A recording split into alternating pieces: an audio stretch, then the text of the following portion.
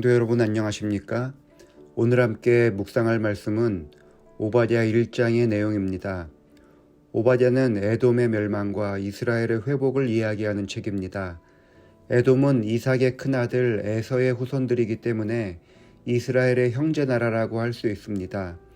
바벨론이 팔레스타인 지역을 정복하려 하자 유다는 바벨론 제국의 세력에 대항하기 위해 에돔, 모압, 암몬 등 주변 국가들과 함께 조약을 체결했습니다.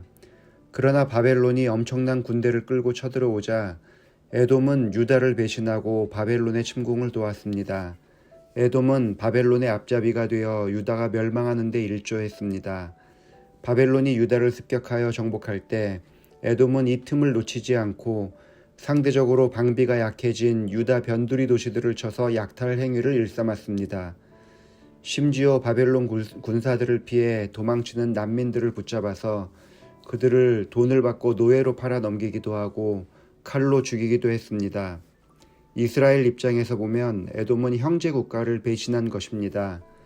이스라엘 백성들이 바벨론 강가에 앉아서 울면서 시를 쓴 것이 시편 137편입니다. 7절에는 다음과 같은 말씀이 있습니다.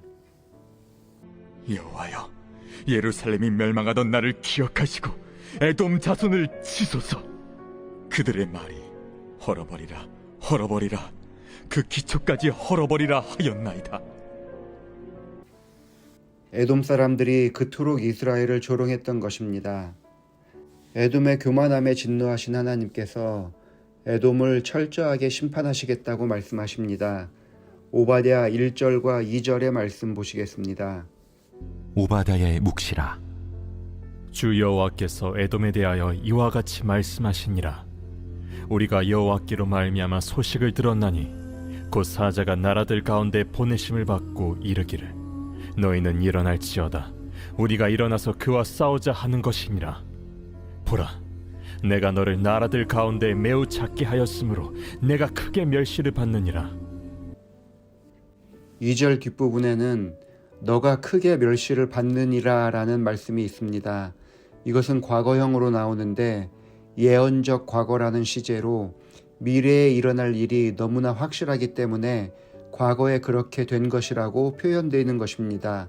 즉 하나님께서는 미래에 확실하게 에돔을 심판하기로 선언하셨습니다.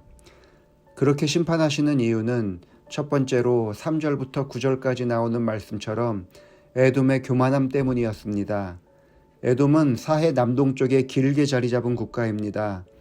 에돔의 수도 페트라는 해발 1500m 정도의 높은 곳에 머무르는 산인데 올라가는 길이 약 3m 정도의 폭밖에 되지 않으며 1.5km의 거리를 올라가야 하기 때문에 속담에 맹인 5명이 길을 막고 있어도 이 성은 지킬 수 있다는 말이 있을 만큼 천연 요새였습니다. 아무도 그곳을 공격할 수 없었고 공격한다고 해도 소용이 없었습니다. 에돔은 출애굽 당시부터 여호와의 말씀을 거역함으로 자신의 교만함을 드러냈습니다. 결국 여호와께서 에돔이 교만하였기 때문에 멸하시는데 완전히 멸하십니다. 에돔이 망한 두 번째 이유는 유다를 괴롭게 했기 때문입니다.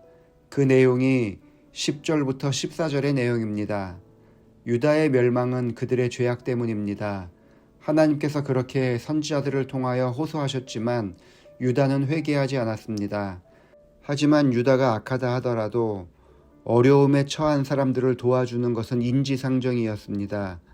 예를 들어 요셉은 애굽의 사람들을 모두 먹여 살렸습니다. 다니엘도 자신을 괴롭히게 하는 방백들을 아무도 죽이지 말라고 요청했습니다. 하나님 보시기에 상식을 벗어나는 모습을 하나님께서는 용서하지 않으시는 것입니다. 그런데 에돔은 바벨론의 침공 앞에서 서로를 돕겠다는 약속을 깨뜨리고 오히려 유다를 공격했습니다. 그래서 하나님께서 에돔을 멸망시킨 것입니다. 하나님께서는 19절과 20절에서 유다의 완전한 회복을 이야기합니다.